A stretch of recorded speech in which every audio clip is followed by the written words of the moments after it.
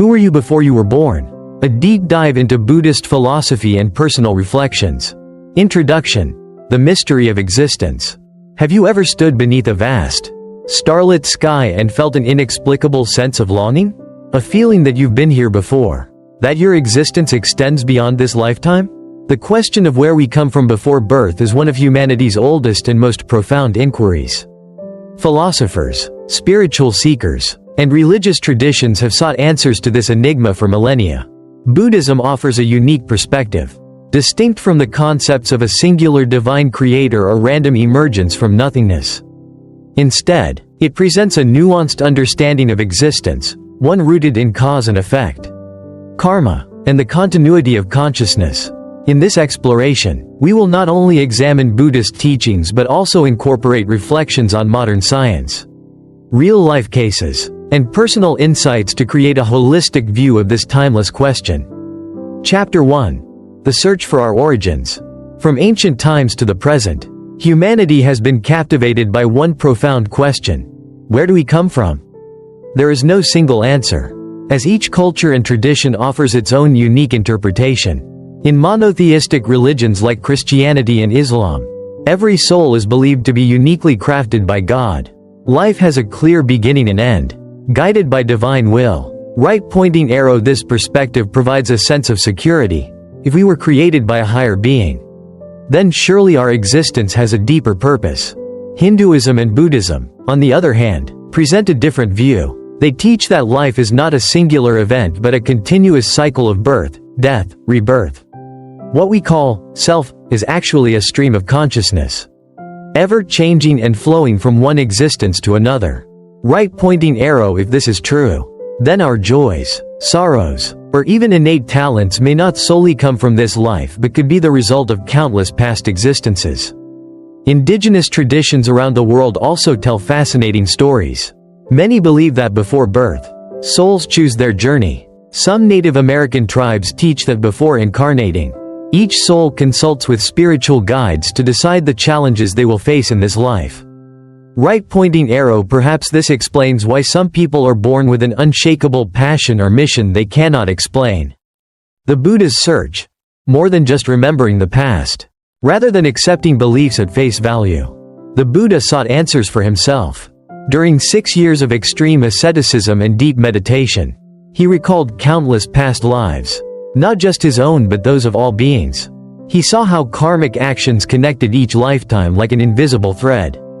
Yet, instead of stopping at merely remembering past lives, he asked a more important question: is there a way to break free from this cycle?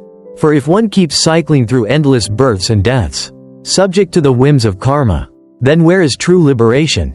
His answer was enlightenment, the path to breaking free from samsara.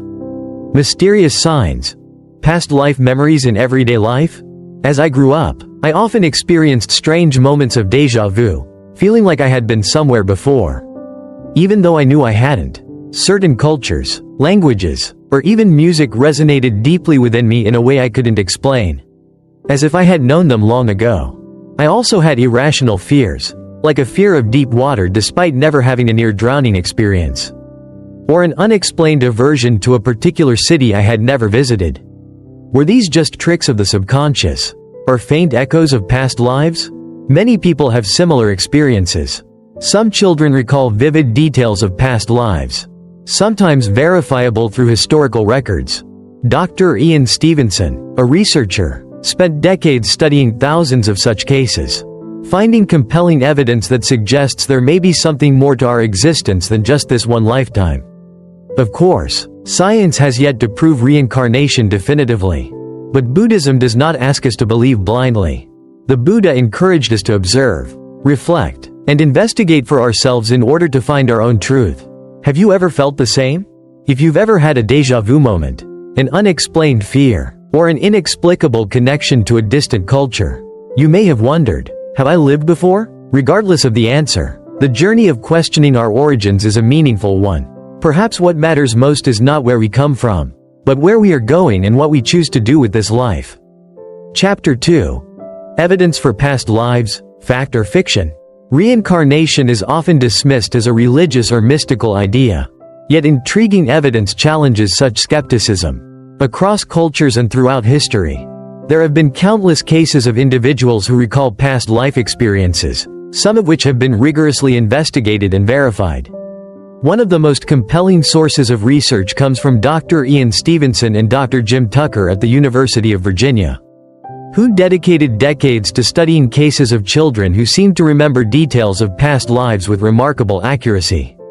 Their work documented over 2.500 cases worldwide, many of which defy conventional explanations.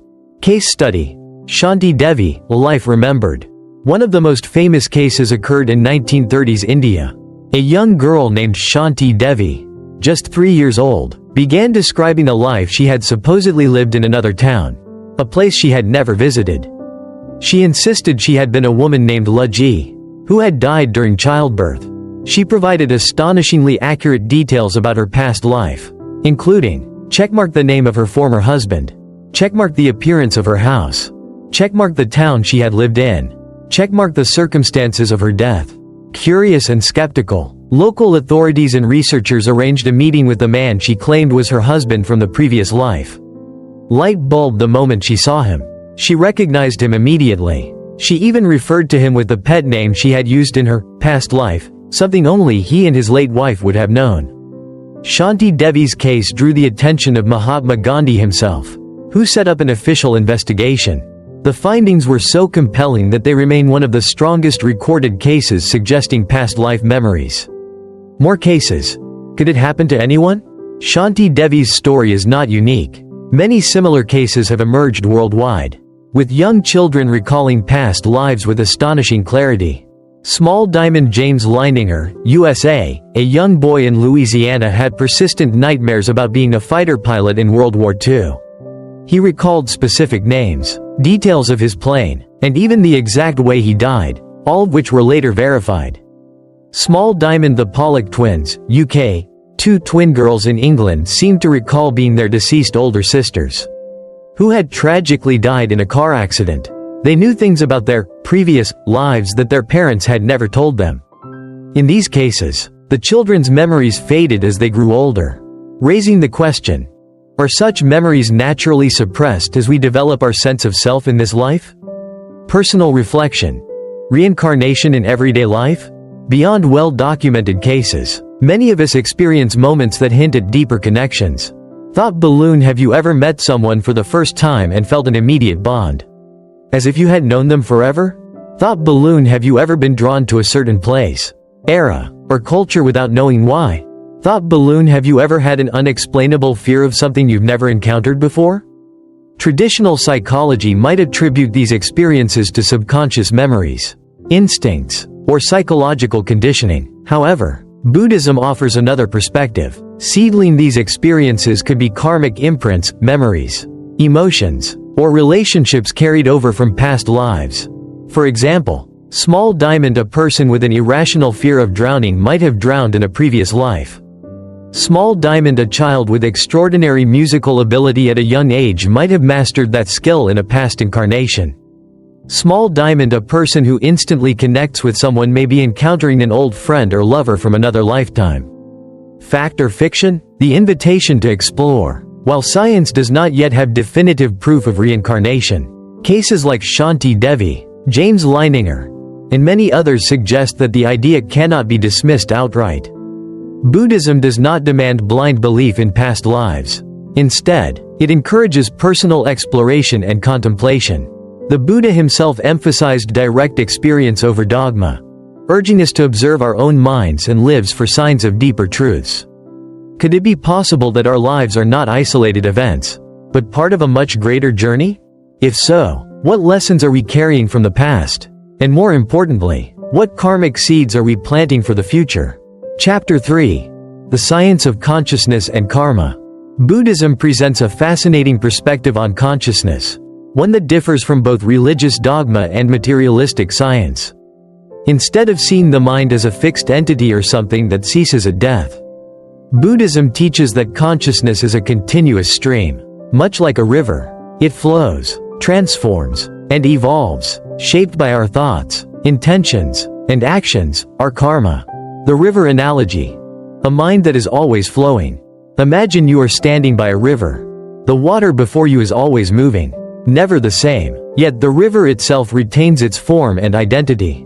If you step into the river again the next day, it will look familiar, but the water has changed. The riverbed, shaped by currents, obstacles, and sediment, directs the flow of water, just as our past experiences and karma shape the flow of our consciousness. This is how Buddhism views the mind. It is not a fixed, unchanging self, but rather a dynamic, ever-moving stream of awareness. How does this relate to past lives? Even though we do not carry an eternal soul from one life to the next, the flow of consciousness continues from one existence to another, carrying with it habits, emotions, and tendencies. This explains why certain fears, talents, or instincts can arise without a clear cause in this lifetime. For example, a child who has never played music before but instinctively knows how to play the piano may be drawing from past life experiences. Someone who feels an unexplained fear of fire or water might have experienced trauma related to these elements in a previous life. A person who naturally gravitates towards spiritual practice may have spent many past lives cultivating wisdom and meditation. Karma. Beyond good and bad luck. Many misunderstand karma as a system of divine reward and punishment, as if some cosmic judge is keeping score. In reality, karma is simply the law of cause and effect, the idea that every action, thought, and intention creates ripples that shape our future experiences. Think of karma as planting seeds. A kind action plants a seed of positivity, an unkind action plants a seed of negativity. Over time, these seeds grow into the circumstances of our lives. Examples of karma in daily life. The patient and kind person. Someone who consistently practices patience and kindness naturally attracts positive experiences and people into their life. Their calm nature helps them navigate difficulties, and others trust and support them. The angry and deceitful person. Someone who harbors resentment and dishonesty often finds themselves in constant conflict. They see the world as hostile and full of enemies, not realizing they have created this reality through their own actions and mindset. Important clarification. Karma is not fate. It does not mean every aspect of our life is predetermined. We are not doomed to suffer for past mistakes if we consciously choose to change our actions now. Karma sets tendencies, but through mindfulness, ethical living, and self-awareness, we can reshape our future. Personal reflection. How karma shapes our own lives. Looking at my own life, I can see how karma operates, not in some mystical way, but in simple, practical terms. There have been times when I acted out of anger, and that energy came back to me almost immediately, whether through tension in relationships, misunderstandings, or a sense of inner turmoil. Conversely, when I have approached challenges with patience and kindness, life seemed to unfold more smoothly. Even difficult situations became opportunities for growth rather than obstacles. Many of us may already intuitively feel the effects of karma, even if we do not label it as such. Have you ever noticed that? When you are in a good mood, good things seem to happen?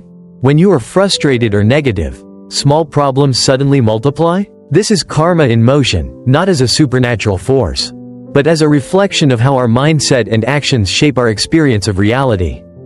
How can we consciously shape our karma? Since karma is based on cause and effect, we have the power to create a better future by choosing our actions and thoughts wisely. Here are some simple yet profound ways to shape your karma. Practice mindfulness. Becoming aware of your thoughts and emotions helps prevent negative reactions that create harmful karma. Cultivate compassion. Treating others with kindness naturally brings kindness back into your life. Take responsibility, instead of blaming external forces. Recognizing our role in shaping our experiences allows us to grow. Make ethical choices. The energy we put into the world, whether through words, actions, or intentions, comes back to us in some way. By making small, conscious changes, we can transform not just our own lives, but the lives of those around us. A question for reflection. If consciousness is like a river, and karma is the shaping force behind its flow, where is your river leading? Are you flowing toward wisdom, compassion, and understanding? Or are you caught in whirlpools of negativity and unconscious habits? The beauty of Buddhism is that it teaches we can always redirect our course. The past does not have to dictate the future. With awareness and intentional action, we can create a more peaceful and meaningful journey, starting now. Chapter 4. What happens after death? The Bardo state. Death has always been one of life's greatest mysteries. What happens when we take our last breath? Is it the end, or just a transition? According to Tibetan Buddhism, death is not an abrupt stop, but rather a passage into an intermediate state known as the Bardo. This phase is believed to last from a few days to several weeks, during which the mind experiences visions, emotions, and sensations influenced by past karma. Far from being a passive or random process, the Bardo is said to be a crucial opportunity, one that can determine our next rebirth or even lead to liberation. The Bardo, a journey between worlds. Tibetan Buddhism describes the Bardo as a state of transition between death and rebirth, much like a dream between waking moments.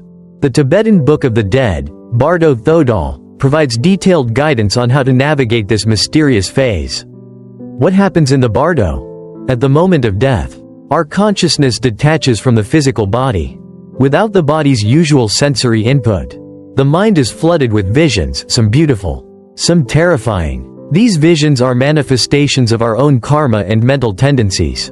If we remain calm and aware, we may recognize these experiences as mere illusions, avoiding fear and confusion. For those who have trained their mind through meditation, the Bardo can be a gateway to enlightenment rather than another cycle of rebirth. This is why Tibetan monks engage in deep meditation at the moment of death, to maintain clarity and guide their consciousness toward liberation. The mirror effect of the Bardo. One way to understand the Bardo is to think of it as a mirror reflecting our inner state. If someone lived a life of kindness and compassion, they are more likely to experience peaceful and luminous visions. If someone was consumed by anger and attachment, they may find themselves in chaotic and frightening landscapes.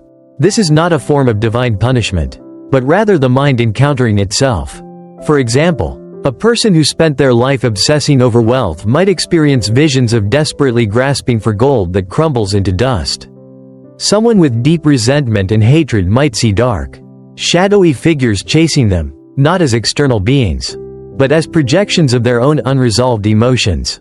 These visions are temporary. However, if a person reacts with fear and attachment, they may be drawn toward a rebirth that aligns with those emotions.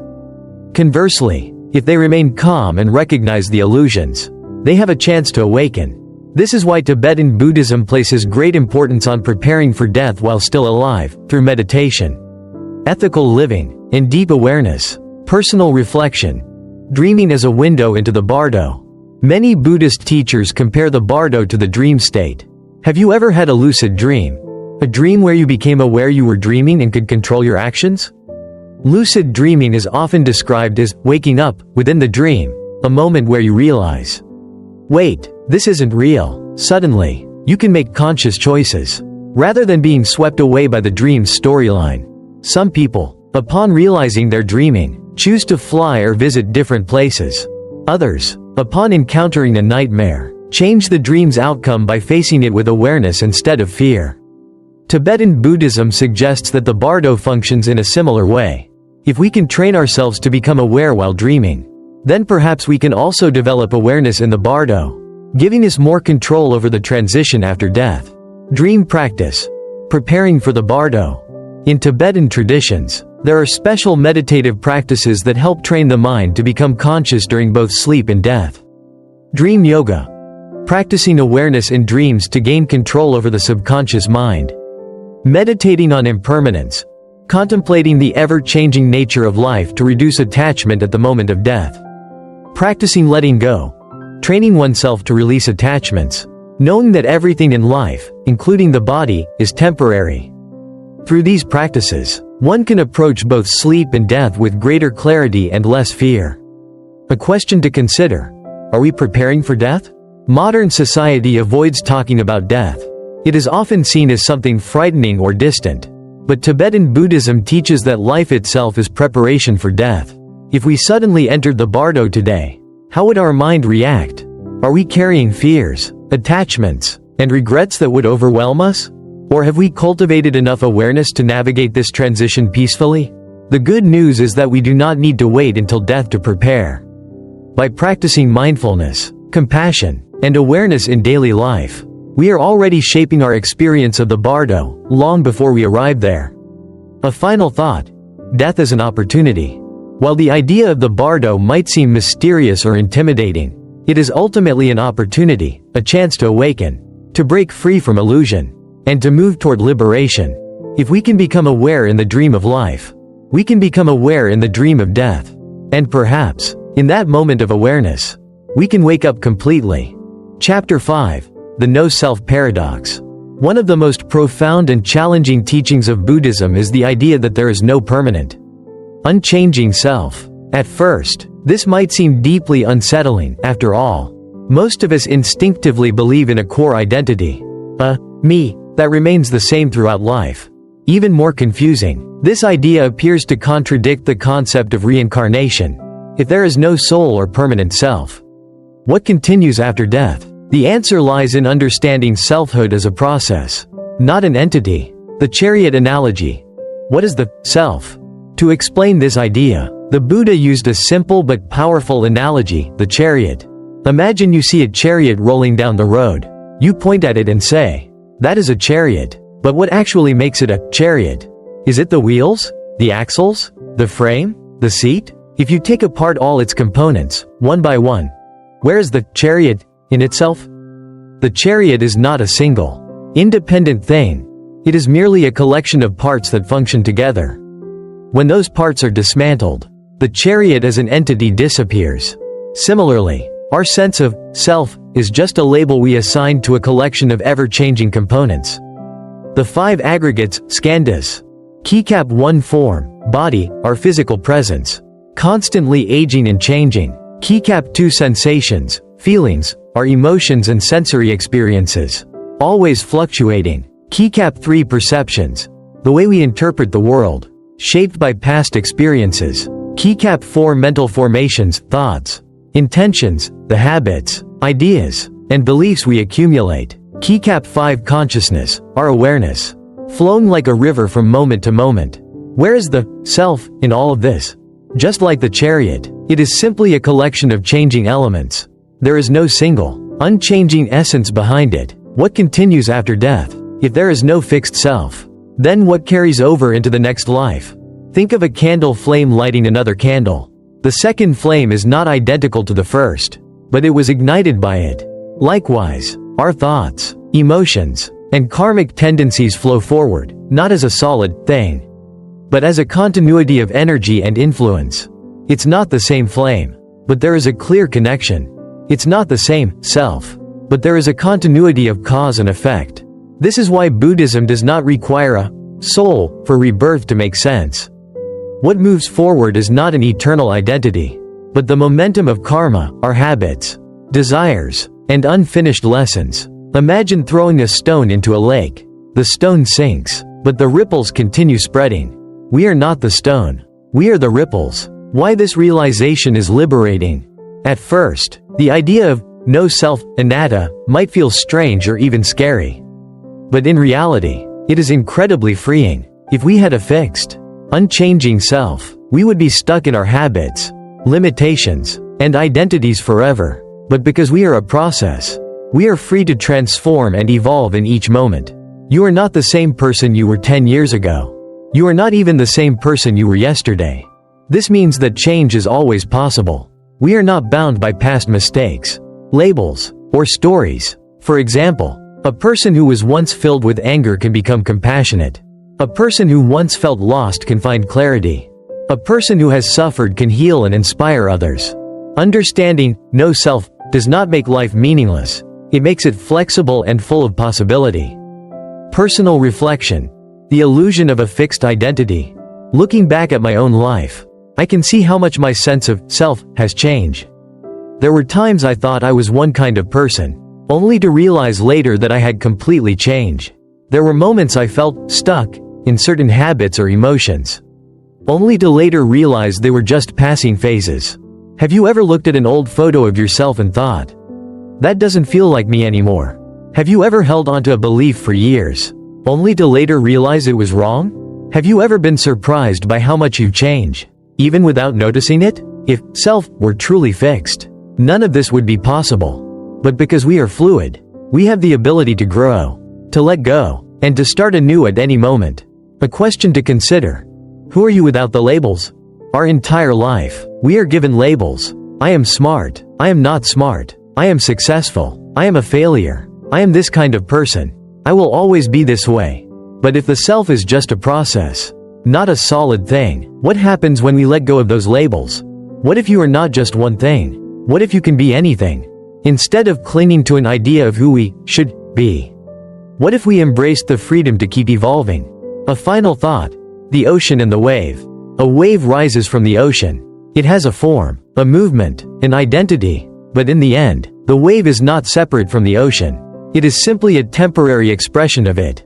Likewise, we are not separate from the vast ocean of existence. The self we hold onto is just a passing wave, beautiful, unique, but ultimately part of something greater. If we can recognize this, then instead of clinging to an illusion of permanence, we can learn to flow with life's ever-changing currents, free, open, and at peace. Chapter 6. Living with the knowledge of past lives. If we accept the idea of past lives and rebirth, how does it change the way we live today? This understanding is not just a philosophical concept. It fundamentally shifts our perspective on life, affecting how we see ourselves, others, and even death itself. Instead of seeing life as a one-time event, we begin to realize we are part of a much greater journey, one that extends far beyond a single lifetime. 1. Compassion for others. Everyone has been someone before. Imagine walking down the street and looking at the people around you, strangers, friends, even people you dislike. Now, consider this. What if you have met them before? In another life? The person who frustrates you today may have been your closest friend in a past life.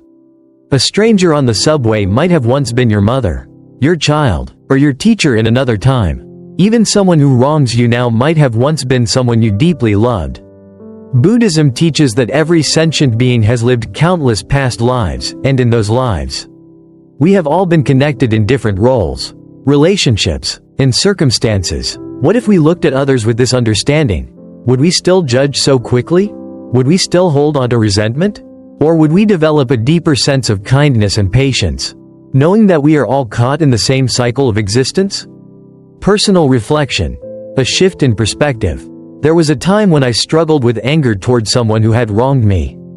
I carried resentment for a long time, until I came across a Buddhist teaching that said, at some point in the past, this person has been your dearest loved one. If not in this life, then in another. That idea completely changed my perspective.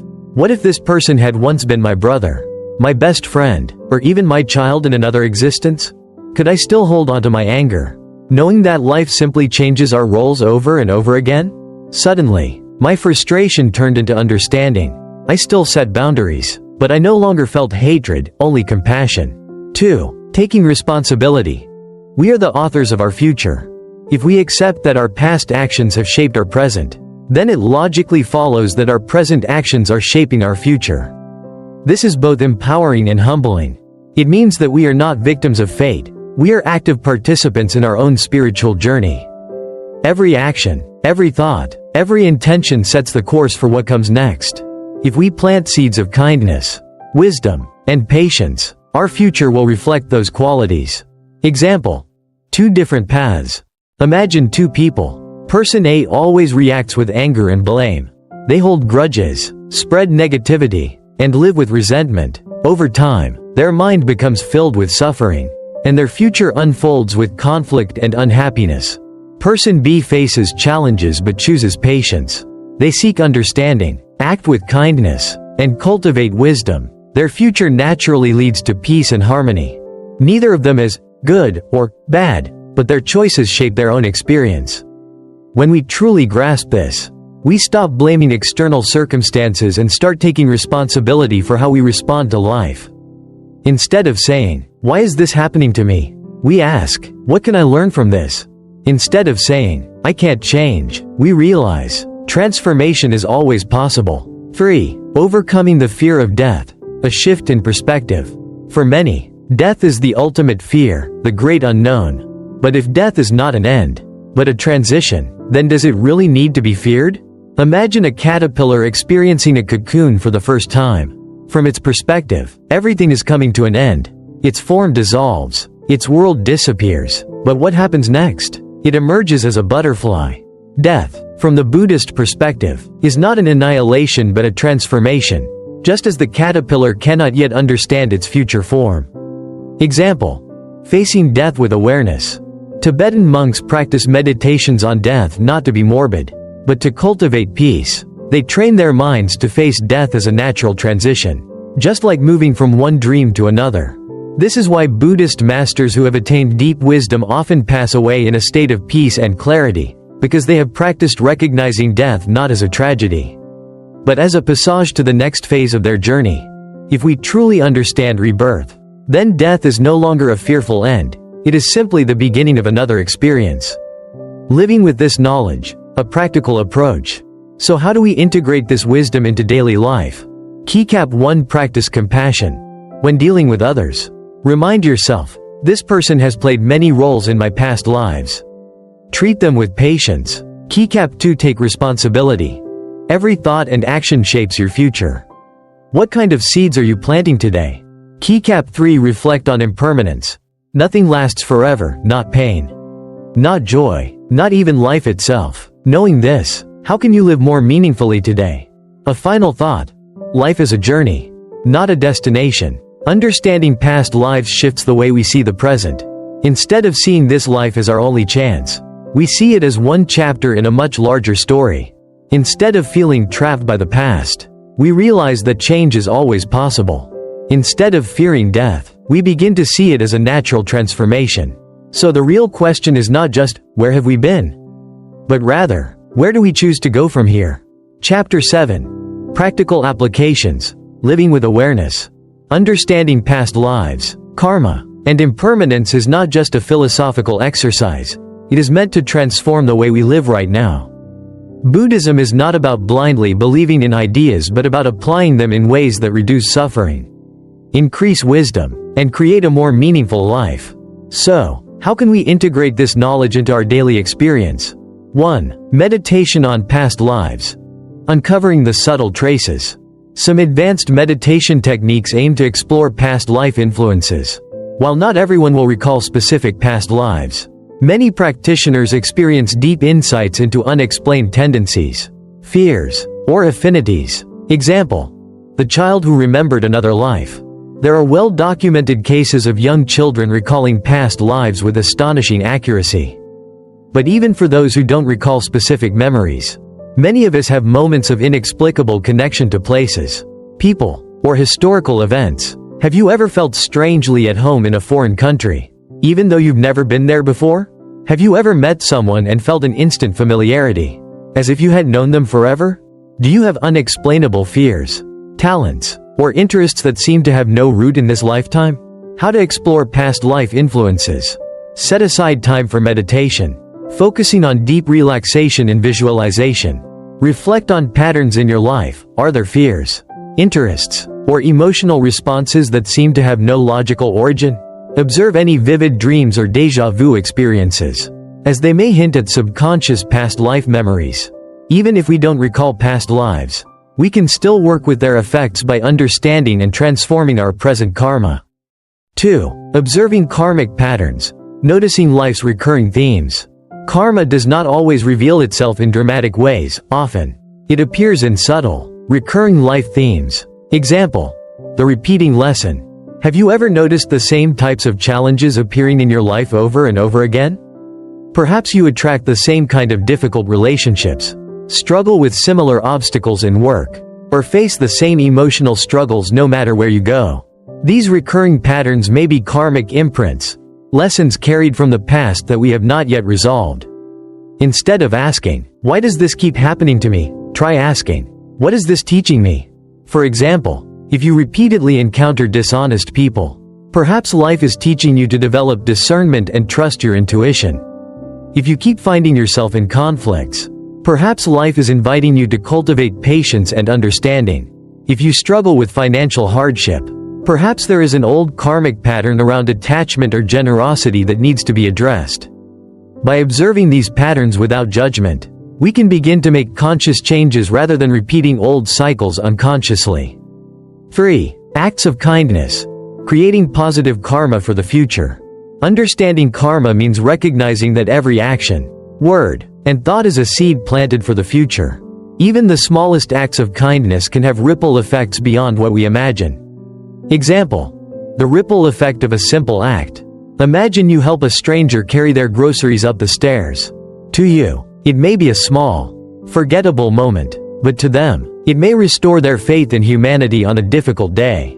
Now, imagine they go on to be kinder to others, passing that energy forward. In this way, small actions shape the world around us. Practical ways to cultivate good karma daily. Mindful speech. Speak with kindness and honesty. Acts of generosity. Give without expecting anything in return. Compassionate action. Help those in need, even in small ways. Patience and forgiveness. Release grudges and replace anger with understanding. We don't need to perform grand heroic acts to create positive karma. Even a smile, a kind word, or a moment of patience shapes our future in ways we may never fully realize. 4. The Buddha's 5 Daily Reflections. A reminder of what truly matters. The Buddha recommended 5 powerful reflections to cultivate awareness of impermanence, karma, and responsibility. These reflections are not meant to be depressing but freeing. They help us live with clarity and purpose. Reflection 1.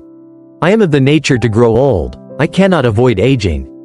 Why it matters. Society fears aging, yet it is inevitable. Application. Instead of resisting time, how can we age with wisdom and grace? Reflection 2. I am of the nature to become ill. I cannot avoid illness. Why it matters. We often take health for granted until we lose it. Application. Appreciate and care for your body while you have the chance. Reflection 3. I am of the nature to die. I cannot avoid death. Why it matters. Most people avoid thinking about death, yet it is the most certain part of life. Application. If today were your last day, how would you live differently? Reflection 4. All that is dear to me and everyone I love are of the nature to change. I cannot avoid separation. Why it matters. Everything we cherish is impermanent. Application.